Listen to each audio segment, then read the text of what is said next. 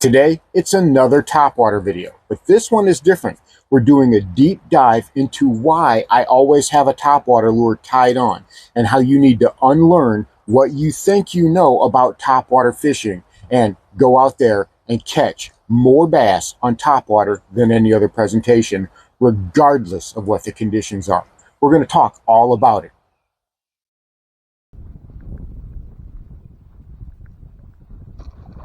Got him. That feels good. That's pulling some drag, kids. That's a big fish.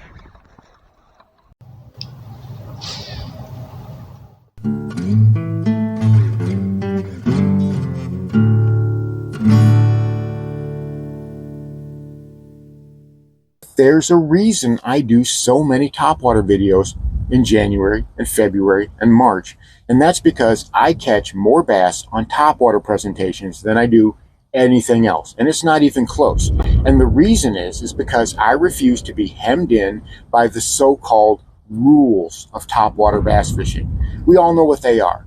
That only when that magical set of conditions meshes together is topwater bass fishing on the table.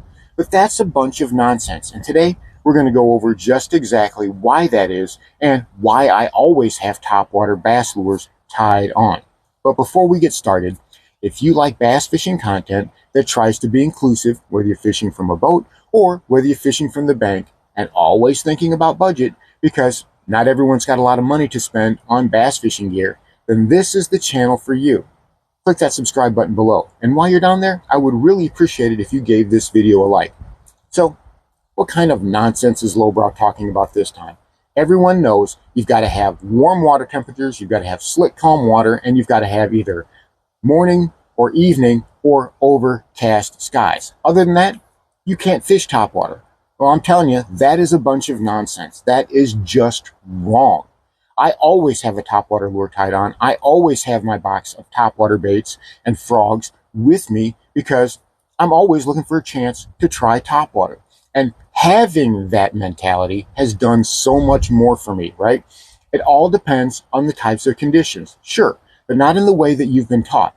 I've talked to guys who are like, well, I caught bass on a popper the other day, but I went out to the lake and I couldn't throw a popper. I couldn't throw a popper from the bank because it was so windy and it was so cold and the waves. All right, so don't throw a popper, throw something else. There are other types of topwater lures.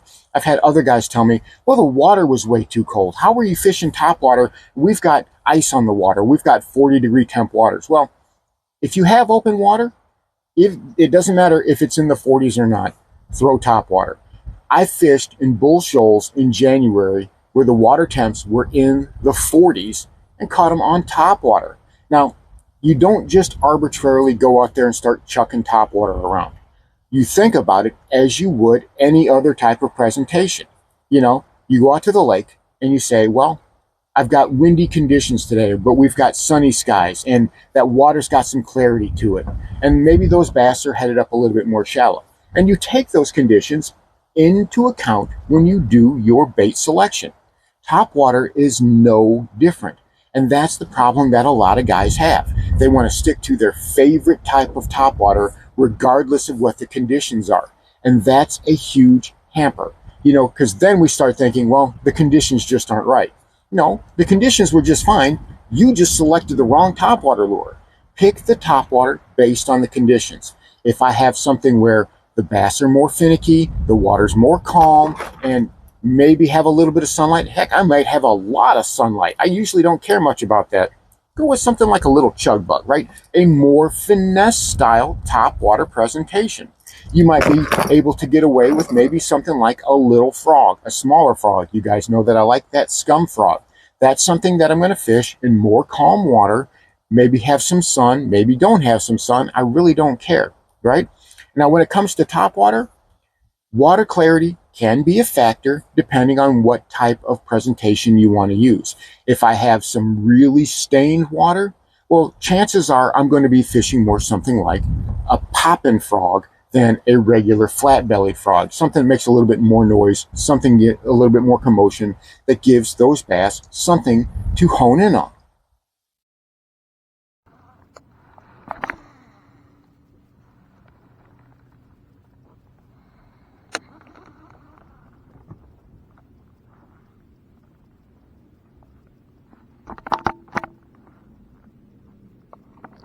Got him.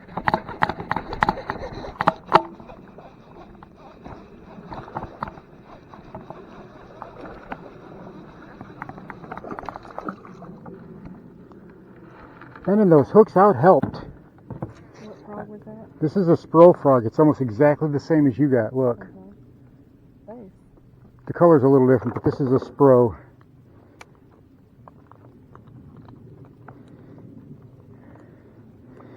I knew they would be froggy today.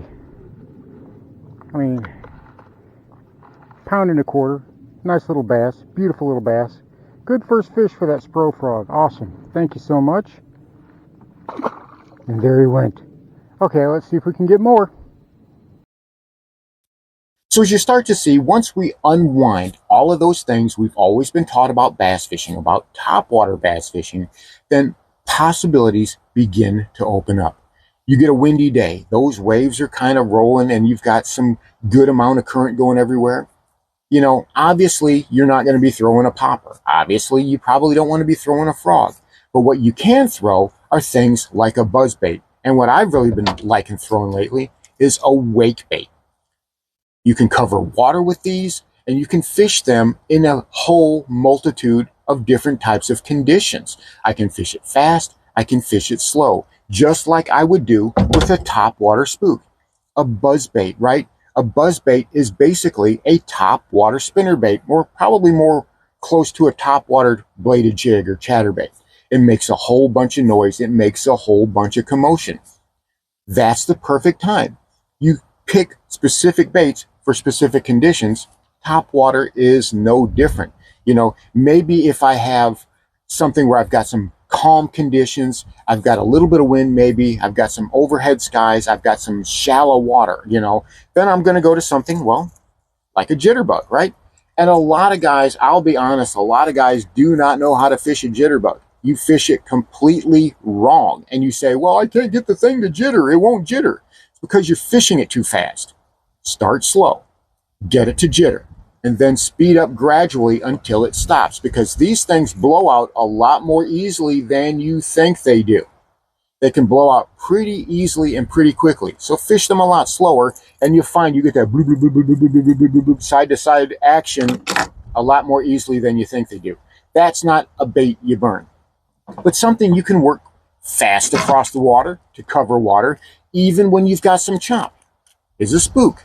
I love fishing these to start. This and the wake bait. I'll start with these and I will cover water. First of all, if I get blow-ups on these, well, then I know the bass are hitting top water. And again, water temperature.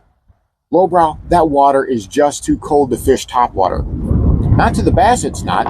As long as you get that bait within the bass's strike zone, they will react. It doesn't matter if it's in their face, and it doesn't matter if it's above them, because bass feed looking up most of the time. Now, bottom bouncing techniques work because we draw the bass's curiosity or the movement. But a lot of times, especially when the bass are active, they're feeding looking up.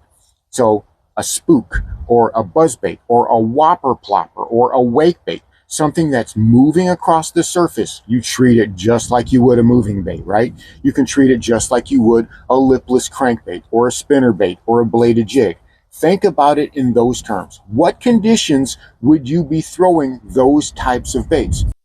And you can more than likely match it whenever you're fishing something like a spook or a buzzbait or anything that makes a lot of commotion on the top.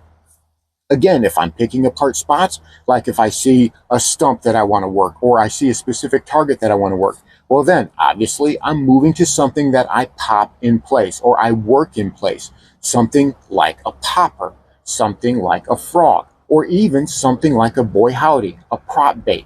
And you can adjust these things based on the conditions that you're seeing. You don't have to be limited. You only limit yourself when you're not tying topwater on because you don't think the conditions are right. We've got a lot of wind right now, right? But it doesn't matter. If I was out at the big lake, I guarantee you I would have a topwater tied on. I would have a wake bait tied on. I would have a spook tied on. I would especially have something like a buzzbait tied on.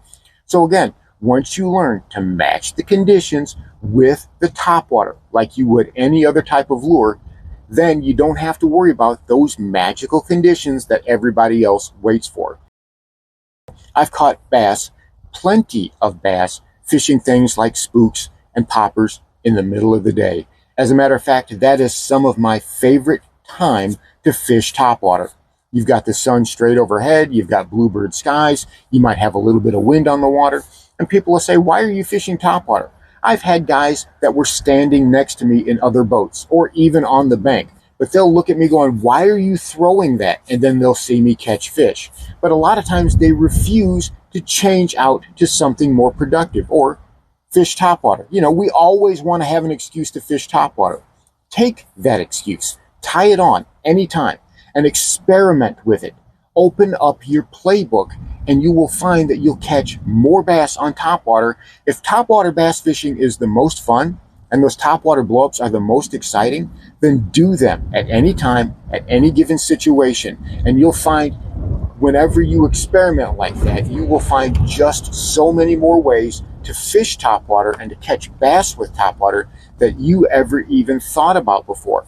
Again, match the bait to the conditions. We have different types of topwaters. We have different types of conditions. Learn how to do that and change your retrieves based on the conditions. If those bass are sluggish, if they don't feel like moving around much, well, I try to fish more shallow. Because a lot of times, especially in the spring, especially in March and February or wherever, those bass are moving up shallow.